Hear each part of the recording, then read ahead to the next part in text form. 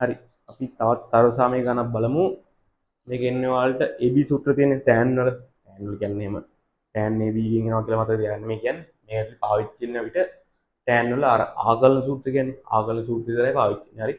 පොඩි සරල සුළු කිරීමක් පියවර එකෙන් දෙකකින් දැන් බලා ගන්න මේවා අමාරුවට ඉන්නවා.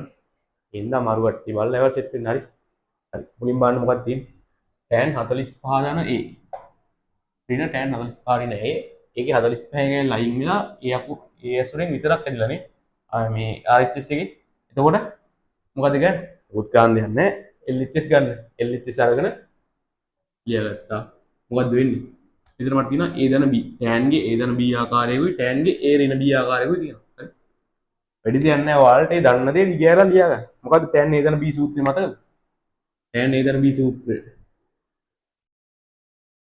tan A ධන B සූත්‍රය මට ලියුවේ ඇයි? tan A ධන tan B බෙදීම කරන tan A වතාවක් tan B. එතකොට tan A ඍණ B සූත්‍රය. ඕකේ ඍණ කේස් එක නේද? tan A ඍණ tan B බෙදීම ධන tan A වතාවක් tan B. කොහොමද එන්නේ? හරි. දැන් ඕක අපි ආදේශ කළා.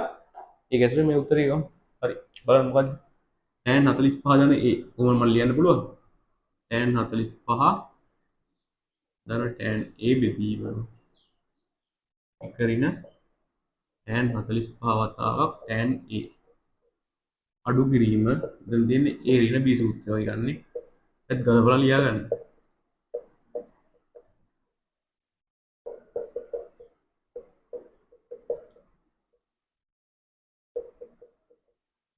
හරි. දැන් ඔයාලා දන්නවා tan 45 යගේ කීයද? tan 45 යගේ 1යි. ඕව මතක නැත්නම් ඉතින් අමාරුයි. හරිද? 26 ලියන්න ඉන්නවා තව මාස 4ක්. රෝග මතක නැහැ කියන්නේ කතා කරන්න දෙයක් නැහැ. ෆිසික්ස් වලටත් අහු වෙනවනේ ඒක. ඍණ මෙතනත් එක දාන්න. දැන් මේ බෙදීම එක දන යන්නේ. දැන් මොකද ගන්න තියෙන්නේ? භාග සංඛ්‍යා දෙයක් වගේ තියෙන්නේ. කරන්න දෙයක් හිතන්නේ නැහැ. කෙලින්ම පොදු හරය ගන්න සුළු කරන්න. මොකද පොදු හරය? එක ඍණ tan A වතාවක් එක දන tan A. එක ඍණ tan A වතාවක් එක දන tan A. මට ලිව්වේ උඩින් මේ ගුණ එන්න ඕනේ එක දන tan A ගෙන්. ඒතර මට මෙතන හැදෙනවා එක දන tan A ගේ වර්ගයක්. මේ ගුණ එන්න ඕනේ මේ දෙකින් එක ඍණ tan A ගේ වර්ගය. දැන් මට යට තියෙන එක ලියන්න පුළුවන්. මොකද්ද මේ? එක ඍණ tan A වතාවක් එක ධන tan A වර්ග දෙකක අන්තරයක්. ඒක ප්‍රසාරණය කරලා ලියන්න. ප්‍රසාරණේ සුළු කරලා ලියන්න. අර ලිව්වේ එක ඍණ tan වර්ගය ඒ කියලා ලිව්වයි මේක ප්‍රසාරණේ සුළු කරොත් වර්ග දෙකක අන්තරය. හරි. උඩත් මොකද්ද? උඩ වර්ග දෙකක අන්තරේ ප්‍රසාරණය කරන්නේ. සාධක විදිහට ලියන්න. අර ලිව්වේ හැකි එක ධන tan A ධන එක ඍණ tan A එක සාධකයක් අනිත් එක එනවා මට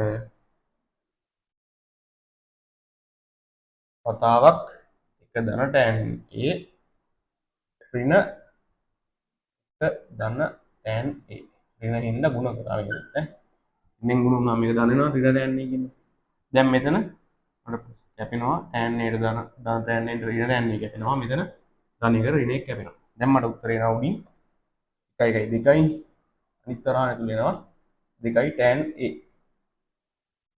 යටින් මට හැදෙනවා එක ඍණ tan වර්ගයේ ඔයාලා දන්නවා මේ මොකද්ද ලියවිලා තියෙන්නේ මේ පාර්ට් එක මේ දෙකේ ලක්ෂණ තුනේ ටික මොකද්ද 2 tan ඊට සූත්‍රය මේ tan 2 ඊට සූත්‍රය මතකයිනේ අතන මම ලියන්න පුළුවන් මේක දිග වතාවක් tan ඕනේ ඒනේ තියෙන්නේ ඒ කියන්නේ මෙතන නම් 2යි